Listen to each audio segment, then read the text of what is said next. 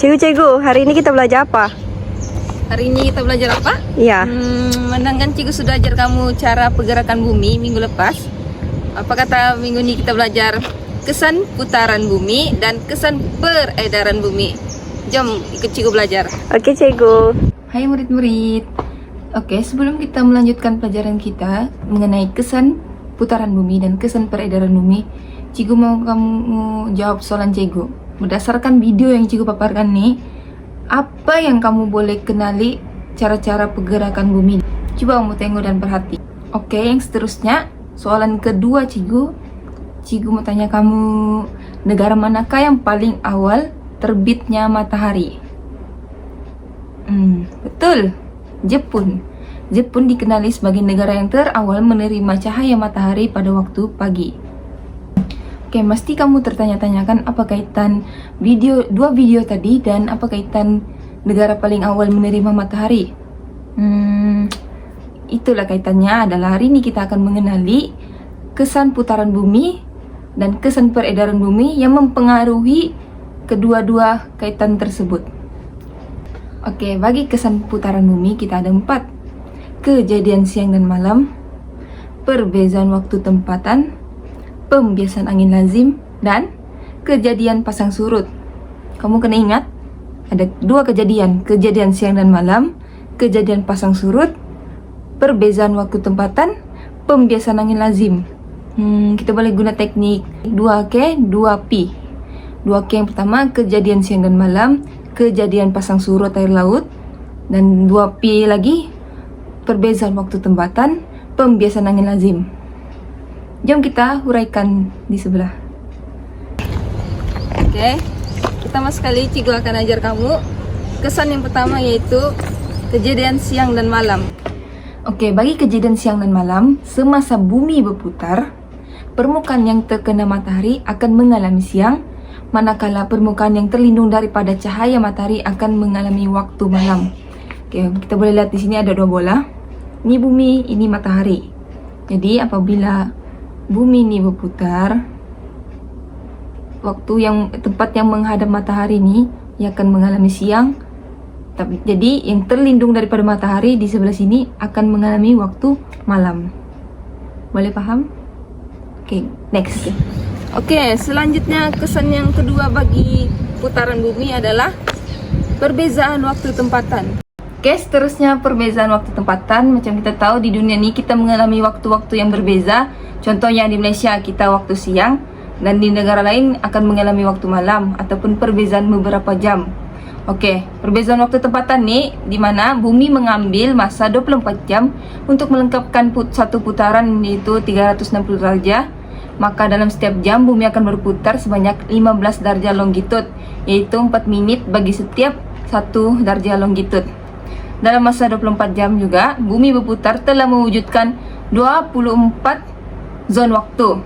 Misalnya, putaran bumi dari barat ke timur telah menyebabkan kawasan di timur menerima cahaya matahari terlebih dahulu berbanding kawasan yang berada di sebelah barat. Ini adalah contoh perbezaan waktu tempatan yang ada di dunia. Boleh kamu lihat satu persatu. Oke, kesan yang ketiga bagi putaran bumi adalah pembiasaan angin lazim. Mari cikgu huraikan di sebelah. Pembiasaan angin lazim ini, putaran bumi dari barat ke timur telah menghasilkan satu daya graviti bumi yang dinamakan daya Coriolis. Daya Coriolis ini boleh menyebabkan pemesongan arah tiupan angin lazim dunia. Manakala di hemisfera utara, tarikan daya gravitinya menyebabkan pergerakan angin terbias ke arah kanan daripada tiupannya. Manakala di hemisfera selatan, angin terbias ke arah kiri. Pasti kamu rasa sudah habiskan kesan tuh? Belum lagi. Cikgu ada kesan terakhir, yaitu kesan keempat bagi putaran bumi, yaitu kejadian pasang surut. Jom kita belajar. Kesan yang terakhir dalam putaran bumi adalah kejadian pasang surut, di mana fenomena pasang surut berlaku sebanyak 2 kali dalam masa 24 jam disebabkan oleh tarikan graviti antara bumi dengan bulan atau bumi dengan matahari. Daya graviti bulan yang kuat telah menarik air laut di permukaan bumi yang menghadap bulan. Oleh itu, terdapat 2 jenis air pasang surut, yaitu air pasang surut perbani ataupun besar yang berlaku apabila bulan, bumi dan matahari berada dalam kedudukan garis lurus atau selari. Yang jenis yang kedua pula, air pasang surut anak berlaku apabila bulan, matahari, dan bumi berada pada sudut tegak. Oke, ini adalah contoh bagi air pasang perbani, yaitu air pasang besar, di mana daya graviti matahari dan bulan menjadi faktor utama kepada air pasang ini terjadi. Di situ kita dapat lihat proses-proses air pasang perbani. Cikgu, apa lagi kesan seterusnya? Mendangkan kesan putaran bumi kamu sudah tahu ada 4 tadi. Kita akan belajar 2 lagi kesan bagi peredaran bumi. Jom. Oke, dalam kesan peredaran bumi ini kita ada 2, yaitu kejadian 4 musim, fenomena gerhana. Fenomena gerhana, kejadian 4 musim. Oke, kesan yang pertama bagi peredaran bumi adalah kejadian 4 musim. Macam kamu tahu, kita di dunia ini kita ada 4 musim.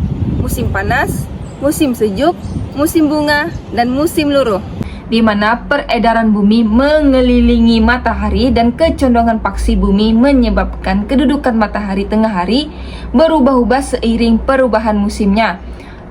Dalam perubahan kejadian 4 musim nih, equinox adalah waktu siang dan malam sama panjang di hemisfera utara atau selatan, di mana kedudukan pancaran matahari tengah hari akan berada tepat atau tegak di atas garisan khatulistiwa pada 21 Mac dan 23 September.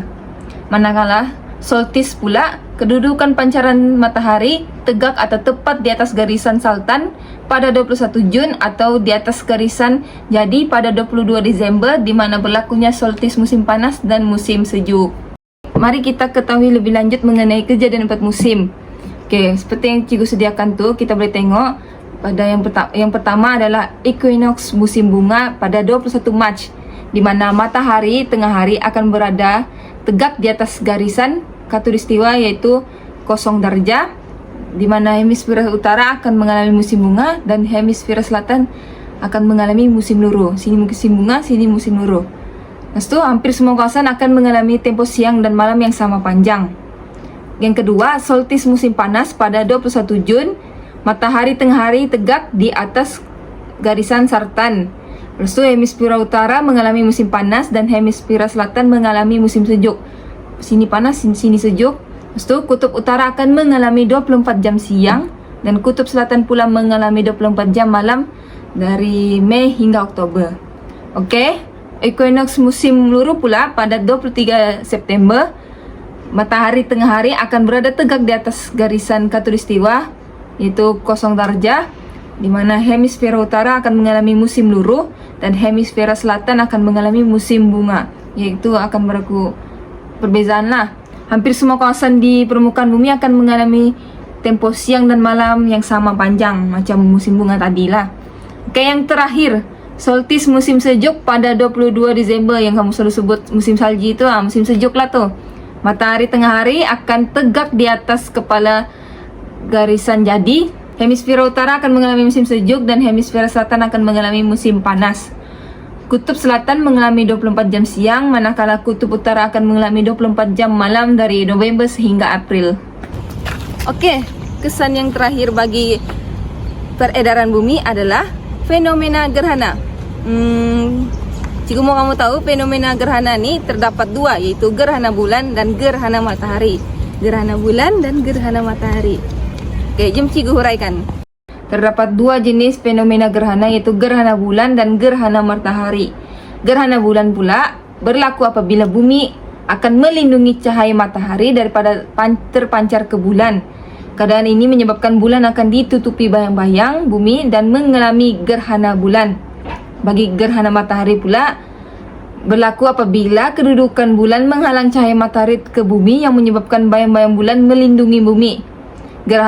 Gerhana ini tidak meliputi seluruh permukaan bumi kerana bulan adalah lebih kecil daripada bumi. Lepas itu gerhana penuh berlaku di zon umbra yang kecil, manakala gerhana separa terjadi di zon penumbra yang lebih besar. Oke, senang je untuk kamu paham pasal fenomena gerhana ni. Dalam gerhana bulan ni, bumi akan berada di tengah di antara matahari dan bulan. Jadi cahaya matahari itu akan dilindungi oleh bumi daripada sampai ke bulan. Oke, dalam gerhana matahari ini, macam kamu tahu, bulan akan berada di tengah di antara matahari dan bumi.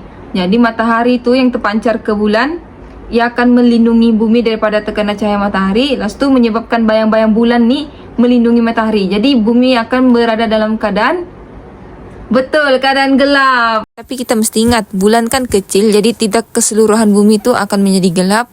Hanya ada beberapa zon je yang gelap sepenuhnya dan yang lain masih siang. Oke, sampai sudah di penghujungnya. Cikgu sudah ajar kamu kesan putaran bumi dan kesan peredaran bumi. Jadi cikgu harap kamu paham dan kita boleh lanjutkan ke bab yang seterusnya. Terima kasih untuk menonton.